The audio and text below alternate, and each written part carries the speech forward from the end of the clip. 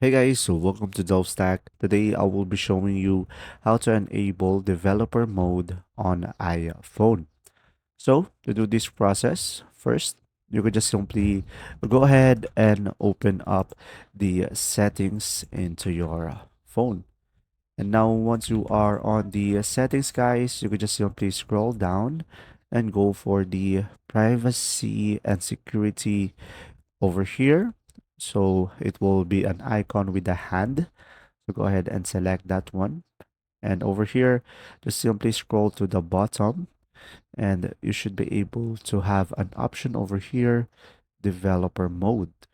However, guys, if it's not showing into your iPhone, you could just simply go to a computer and connect your iPhone and go to Google and search for iCare phone transfer and just simply click on the very first one and make sure to download this application.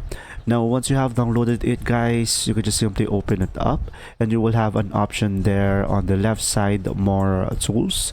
You should be able to just simply add the developer mode options and you should be able to select open developer mode on the device and you could just simply go back onto your iPhone and you should be able to turn on the developer mode.